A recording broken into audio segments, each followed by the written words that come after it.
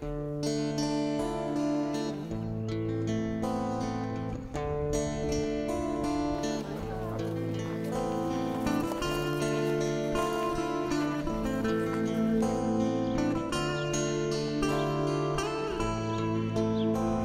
avons lancé cette manifestation voilà 2 ans avec l'association Coup de pouce qui aide la mairie à développer le fleurissement du village et nous profitons du site pittoresque du château Poincaré pour essayer de lancer ce marché des fleurs qui, je crois, cette année va encore connaître un succès extraordinaire. Il y a beaucoup de gaz qui est versé dans les fleurs. En plante vivace, c'est du jamais vu.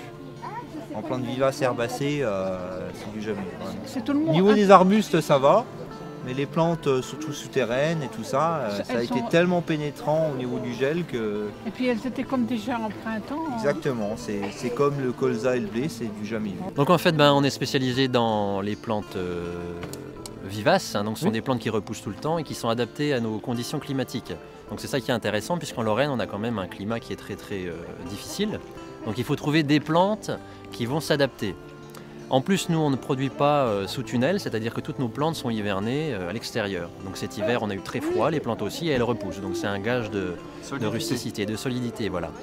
Ensuite, on a aussi bien une gamme classique, donc des plantes, comme je disais tout à l'heure, des plantes de grand-mère, jusqu'aux plantes beaucoup plus rares, mais qui poussent quand même. C'est ça qu'il faut dire, c'est pas parce qu'une plante est rare qu'elle ne va pas pousser. Voilà. Donc on essaie d'avoir une gamme un maximum qui ratisse vraiment un maximum large pour pouvoir contenter tout le monde. C'est un métier qui est compliqué parce qu'en fait on est tributaire du climat et du bon vouloir de la plante en elle-même. Après il y a les maladies, il y a les insectes qui se greffent dessus, surtout quand on est en production naturelle comme on essaye de le faire. C'est-à-dire pas de chimique, quoi. Donc on peut pas lutter contre des parasites, contre des maladies, donc, etc. En gros, c'est des plantes que Monsieur Tout-le-Monde peut utiliser. Tout à fait. Avec une grande possibilité de réussite, voilà. Malgré qu'ils n'y connaissent rien. Tout à fait, oui, parce que c'est des plantes qui sont élevées à la dure. D'accord. Donc si vous les mettez dans des conditions pourries, vu qu'on est déjà dans des conditions nous-mêmes très difficiles, normalement elles devraient résister. Bon, cette année, elles ont pas mal souffert par le froid, mais c'est vrai qu'en général, on a une gamme de plantes aromatiques qui est assez surprenante. On a des menthes, par exemple, comme celle-ci, qui sent le chocolat. Donc on a une menthe qui va sentir l'after eight, donc un chocolat à la menthe. Donc vous avez toujours la menthe qui est présente, mais une pointe de chocolat qui plaît énormément aux visiteurs. Et puis juste à côté, une autre curiosité, qui est vraiment...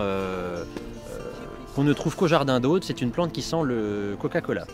Donc ça les enfants adorent, facile à utiliser en cuisine, ciselé sur une tarte aux abricots ou aux mirabelles, ça fait toujours sensation. Et puis on peut s'en servir pour faire des tisanes qu'on va mettre au frigo après, ou alors du sirop qu'on va utiliser avec de la limonade et ça va rappeler le Coca-Cola simplement. Alors une chose, on ne pique qu'une fois, d'accord? Sinon vous aurez vous aurez quasiment une taupinière dans quelques instants.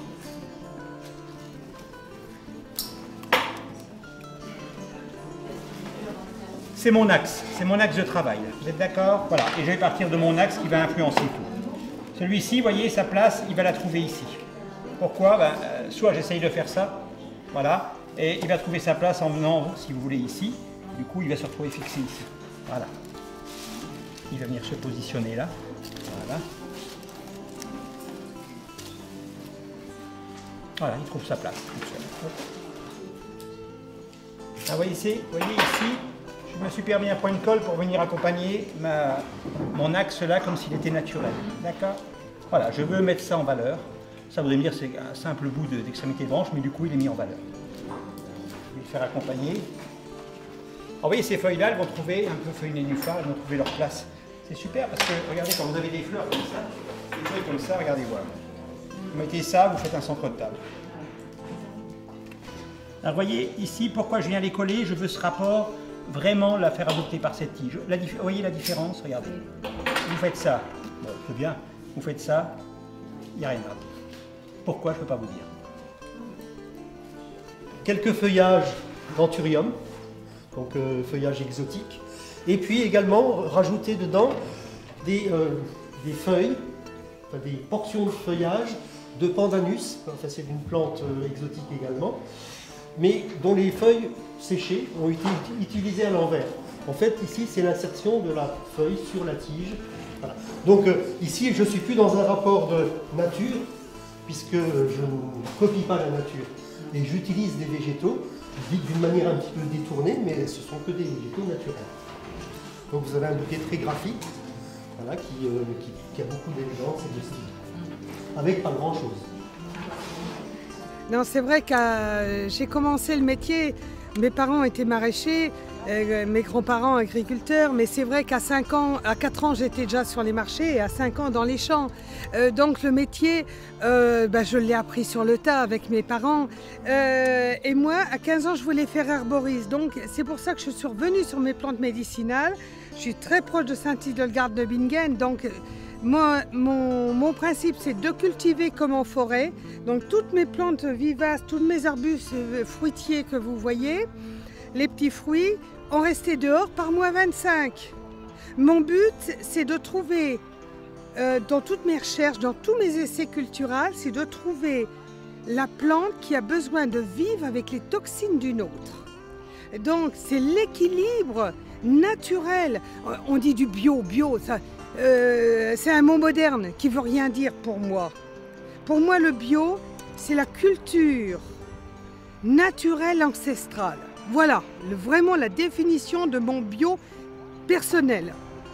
C'est pour ça que j'explique qu'il faut implanter l'angélique avec la grande absinthe, qui sont 2 insecticides au sol, que vous allez pouvoir utiliser dans le jardin, mais une à côté de l'autre, elles s'autoprotègent.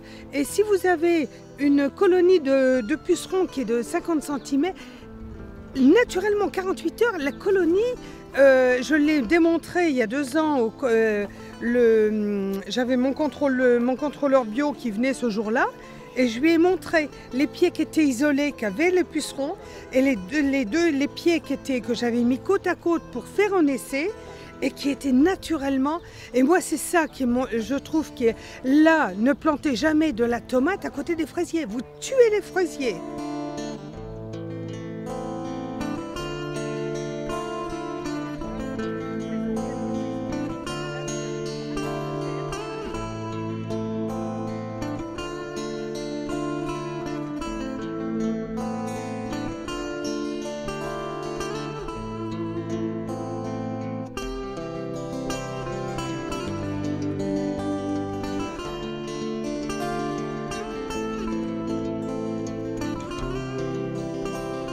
Je peux vous faire manger de l'ortie naturellement comme ça.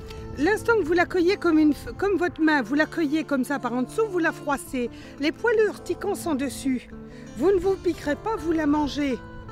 Elle ne vous pique plus, mais vous allez avoir la chlorophylle, la vitamine C, la silice, ça va vous booster. Vous avez un coup de pompe d'un seul coup, vous mangez ça, vous êtes reboosté. Ça, c'est une fraise blanche. Bon, il est encore tout jeune, mais c'est une fraise qui est blanche, et translucide à l'intérieur, légèrement rosée et un parfum indescriptible. On dit une fraise rouge, mais là on est nettement au-dessus, mais une saveur. Donc c'est ces saveurs-là que je recherche. Donc c'est pour ça que pour moi mon seul but c'est remettre au goût du jour toutes ces vieilles variétés et surtout ces associations. Je n'ai pas besoin d'engrais, j'ai besoin de rien. Dans les bois, on ne met pas le tracteur, on ne retourne pas le sol. On ne traite pas, mais il faut accepter ce que le ciel nous donne. Il faut accepter ce que Dame Nature nous donne et la respecter. Pour moi, le bio, c'est ça. C'est pas de dire « je suis bio ». Non. C'est vraiment le respect de la nature, puis d'accepter ce qu'on a. Ça pousse, ça pousse pas. Ben, c'est autre chose qu'on a cette année-là. Je vends des bulbes d'été, fleurets d'été. Et en hiver, on vend des bulbes fleurets maintenant. Mais la bulbe ici, on plante maintenant. Et des fleurets en juillet, août, octobre. Ici sont le narcisse Tazetta. Planté maintenant et fleuré en juillet. Le narcisse normal planté en octobre. Ici. pour la floraison de maintenant. Oui. Celui-là, c'est pour la floraison d'été. Alors c'est déjà rare d'avoir une narcisse qui fleurit en été. Mais ça existe. Oui. Les arums. Zarom. Arum, Aruseuma candidissimum. C'est une bulbe d'India et Chine. Nous plantons à 30 cm Sous terre. sous terre. Que nous ne savons pas. On ne sait pas encore. On ne sait pas encore. Que le produit en hiver, winter, winterhard is. On ne sait pas encore où il résiste en hiver. Alors, Zo planten très profonde Oui. pour protéger. fleurir en l'été et c'est vivace. Mais Quand on plante très profonde. Je viens après l'année prochaine. Bien, c'est comme ça. Très bien. Ok. J'ai fait un premier panier avec les foyers ruraux dans les Vosges et en 89 et là je suis tombé dedans, ça m'a tout de suite plu. J'ai continué à en faire pendant une dizaine d'années comme ça en amateur et un jour j'ai franchi le pas. J'ai posé un congé de formation, je suis reparti un an à l'école de vannerie à Feuillebillon en Haute-Marne et après je me suis installé. La vannerie, les formes ont évolué, mais les techniques de travail, c'est toujours les mêmes. Une bordure, on fait la même aujourd'hui qu'il y a 2 siècles. L'outil le plus moderne en vannerie, c'est le sécateur. C'est un emprunt de vigneron qui a 2 siècles. Sinon, les serpettes, les poinçons, ça existait déjà avant. D'accord. C'est une génération qui a un peu oublié la vannerie, mais là, on se rappelle toujours des paniers chez les grands-parents, des choses comme ça, et on y revient. Oui. C'est un produit naturel qui vient de la terre et puis le jour qu'il sera foutu, il pourrira et repartira à la terre. Ça dure longtemps, hein, ça. Une vannerie, un panier à provision, il va faire 50 ans, il va être fatigué au bout de 80 ans. Oui.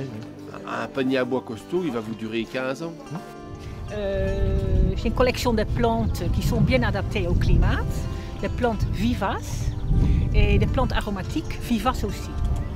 C'est une collection de plantes que j'ai trouvées ici, des plantes peu oubliées, des plantes rustiques qui poussent déjà longtemps dans le jardin autour de nous et qui sont souvent remplacées par des autres plantes et moins résistantes.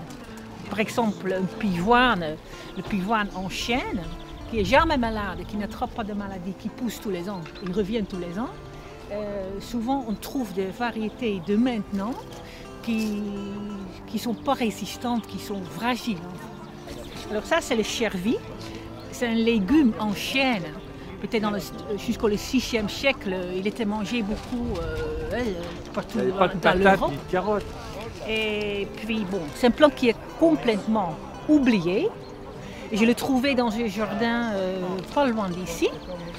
Et, je suis contente de retrouver des choses comme ça. Il y en a encore ici.